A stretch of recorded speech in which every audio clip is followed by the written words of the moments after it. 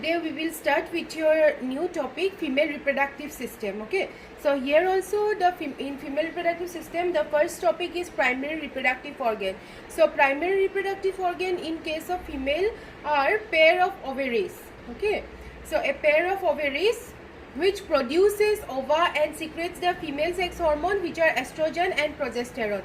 So they are located near the kidney and remain attached to the lower abdominal cavity through mesovarium. So the attachment of the ovaries in the pelvic regions occurs through the mesovarium. Okay, so human ovaries are small almond-like flat bodies and around 3 centimeter in diameter. So the surface of the ovary is covered by germinal epithelium, and this germinal epithelium is continuous with the mesothelium layer and together known as peritoneum. Remember that germinal epithelium means this epithelium which are involved in the formation of gametes. So germinal epithelium is continuous with the mesothelium layer to form the peritoneum layer. Okay, so this epithelium encloses the ovarian stroma. Epithelium encloses the ovarian stroma. This stroma is again divided into two zones, cortex and the medulla. And cortex covered by the connective tissue is known as tunica albuginea. Okay, just for one mark you have remember, the cortex is covered by the connective tissue which is known as tunica albuginea, and this cortex has a numerous sac-like cells which are known as ovarian follicles. Similarly, the medulla consists of loose connective tissue, elastic fibers, blood vessels and smooth muscles fiber. Okay, the cortex consists of the numerical, spherical and oval sac-like known as ovarian follicle. Now in details about the inside structures, about the follicular cells, about the oocytes and all we will study in the menstrual cycle along with that cycle. Okay, so next will be about the accessory ducts. This is the accessory ducts. So there are three accessory ducts in case of female. First one is oviduct or fallopian tube. Second one is uterus, and third one is vagina. So first one in oviduct or fallopian tube. So it is a long tube which extends from the uterus to ovary. Okay, so it is a long tube that extends from the uterus to the ovary, and it mainly consists of these following three parts. See, I have labeled 1, 2 and 3. So it consists of the three parts. The first part which is present towards the ovary is known as infundibulum. Okay, so this is the part closer to the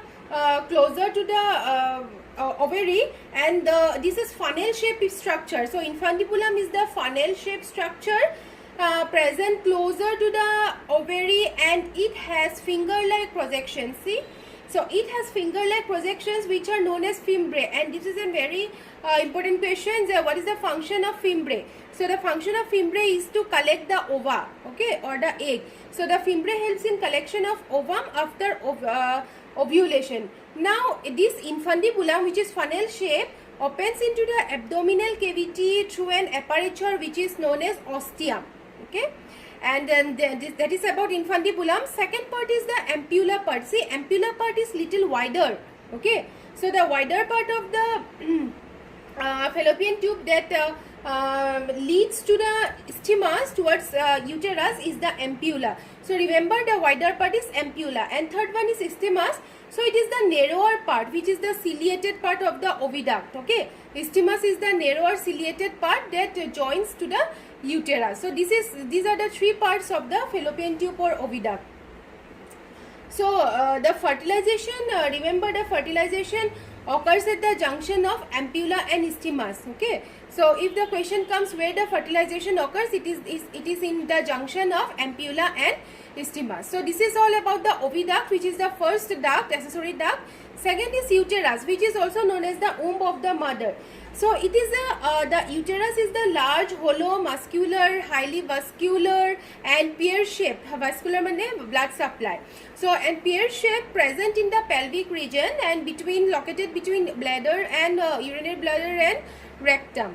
Okay, so and this uterus mainly consists of actually three parts. Okay, these are the three layers. If you will divide into parts, there are three parts, that is fundus, body and cervix. So fundus, it is the upper dome shaped part above the opening of fallopian tube. Middle part is the body and the lower part is the cervix. Okay, if you divide into different parts, then the upper is the upper dome shaped is the fundus, body and cervix. Refer to the diagram also present in your book. Okay, along with the notes in the PDF.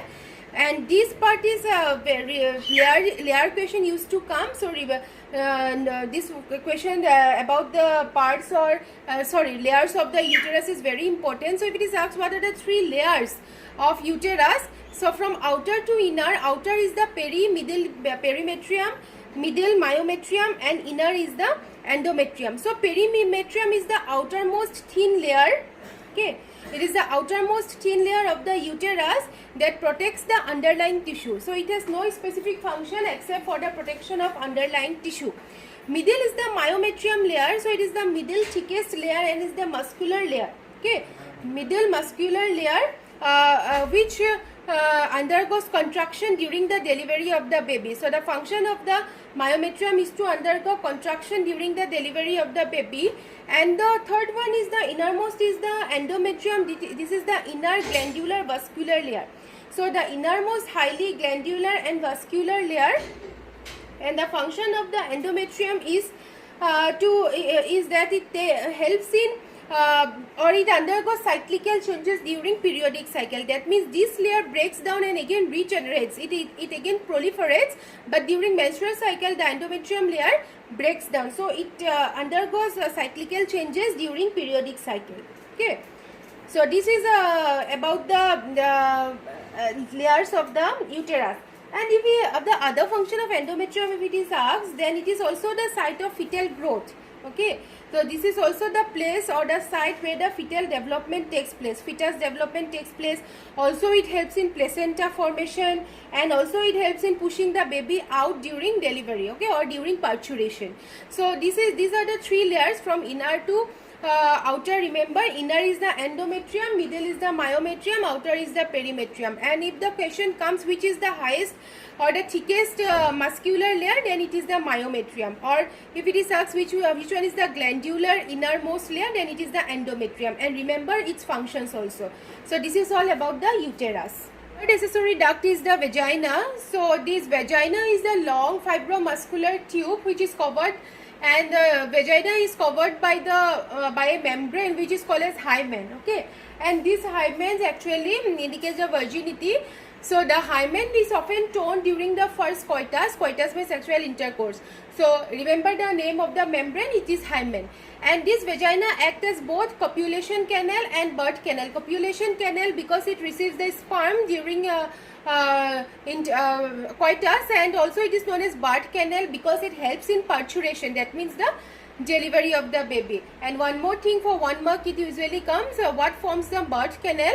So then it will be vagina along with the cervical canal of the cervix. So cervix is the lower part of the uterus, and cervical canal along with the vagina forms the birth canal. Okay, so this is all about the accessory duct in case of female. Now comes accessory gland. Okay, so accessory gland in case of female includes mammary gland, which consists of a pair of breasts. Okay, so accessory gland or the mammary gland which consists of the pair of breast is divided into 2 parts. First, see, glandular tissue and large amounts of fats. Okay, so mammary gland consists of large amounts of fats and glandular tissue. So this glandular tissue so consists of around 15 to 20 lobes. Okay, just lobes here, these lobules or lobes you got in testes also. So they are around 250 compartments. So here around 15 to 20 mammary lobules are present. So inside the lobules there are clusters of cells which are called as alveoli. Okay, so this alveoli helps in the secretion of milk. Okay, the alveoli helps in secretion and storing of the milk, which is released into the mammary tubule, and this mammary tubule connects to form mammary duct. Okay, from that means from mammary lobules, inside lobule alveoli is alveoli present. From alveoli it connects to mammary tubule which joins to form mammary duct, and from mammary duct it opens into the wider part which is known as ampulla. Okay, the wider part is known as ampulla, and from ampulla it opens into the lactiferous duct, and through which the milk is released, eject out. So this is the structure about the mammary gland, and in the notes you will get in theoretical way, that means in the notes you will get, PDF notes you will get about the structure of the mammary gland. So refer to that, and the diagram also present in your book. Okay. So this question also is very important about the structure of mammary gland. So sequence you remember. So if you will take the first letter from each structure, that means from the lobe, then it will come mammal. See, from mammary lobule M, from alveoli A, from tubule mammary tubule M, from mammary duct M, from ampulla A, and from L lactiferous duct L. Okay, so that way 15 to 20 mammary lobules consist of alveoli, connects to form tubule, joins to form duct, then the wider part is known as ampulla, and lastly it is the lactiferous duct. Okay, so this is all about the accessory gland in case of female. Now next we will see about the external genitalia. Now the last topic is external genitalia. So in case of male there is only external genitalia, that is penis. In case of female there are 5 external genitalia.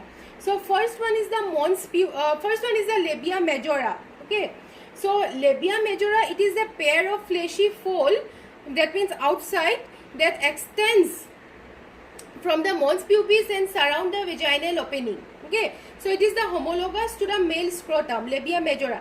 Inner to the labia majora is the labia minora, which is the pigmented part. Okay, and then mons pubis, it is the fleshy fatty tissue which is the outer part covered by skin and pubic hair. So it is named as mons pubis.